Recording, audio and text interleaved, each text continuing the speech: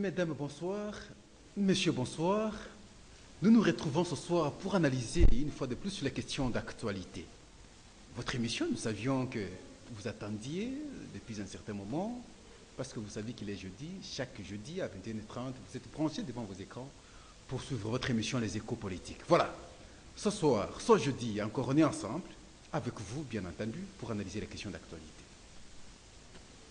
Nous allons parler, en tout cas, de beaucoup de points, en rapport avec l'économie, en rapport avec la sécurité, en rapport avec la politique, bien entendu. Mais vous savez que depuis un certain moment, nous disons que notre pays va mal.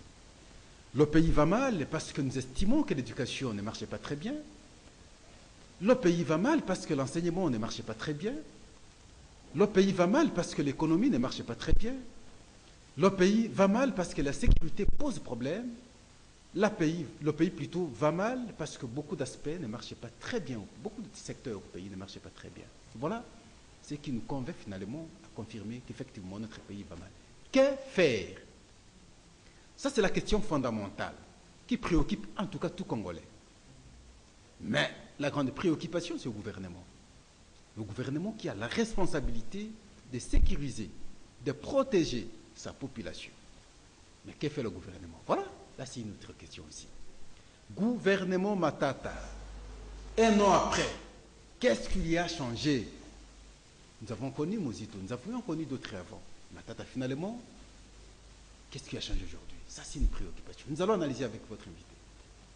Deuxième point, nous parlerons de la sécurité à l'est du pays et surtout en rapport avec le déploiement de la brigade d'intervention, brigade de la MONUSCO finalement.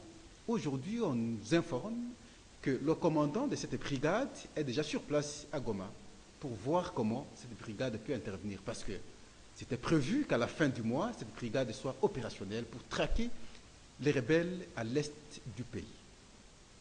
Bien sûr, nous avions suivi les points de vue du M23, nous avions suivi la position du Rwanda qui privilégiait le dialogue, mais nous sommes devant un fait accompli tel que cette brigade doit intervenir. Le dialogue, parce que le Rwanda a privilégié le dialogue, et pourtant ici, en République démocratique du Congo, nous parlons également de dialogue. Ce dialogue, pour quelle importance à ce stade des temps? Voilà, c'est sur ces trois thèmes-là que nous allons échanger avec votre invité.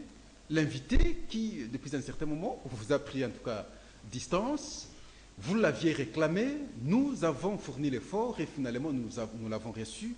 Aujourd'hui, on est ensemble avec lui. Alors avec lui, nous allons analyser les questions d'actualité.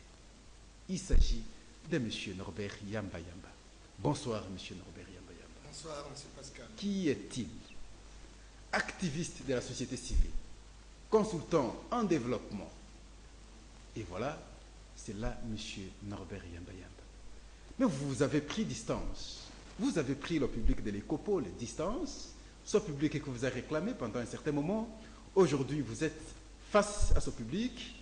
Un mot pour peut-être s'expliquer pourquoi vous étiez absent depuis un certain moment, M. Norbert. Merci Pascal pour l'opportunité que vous m'offrez d'être encore en contact avec le public téléspectateur de l'émission Écopole.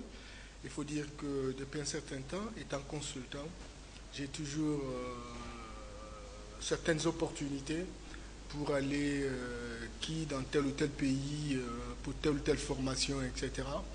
Et lorsque on est dans un tel logiciel, il est tout à fait normal qu'on soit absent dans bien des choses. Mais je promets à notre public que je suis de retour et que maintenant je pourrai être régulier dans cette émission qui visiblement a beaucoup porté sur moi. Donc, voilà, le public est satisfait parce que le même public est d'accord et affirme que le pays va mal. C'est votre avis également? Le pays, la République démocratique du Congo, votre pays? Oui, il y a une vingtaine d'années, notre pays est très malade. D'aucuns diraient que notre pays est dans une salle d'urgence. Certains diront que notre pays est sous bonbonne. Et vous comprenez là que ça exige naturellement qu'il y ait de véritables médecins professionnels pour sortir le Congo du coma, j'allais dire du sommeil, de son sommeil de mort.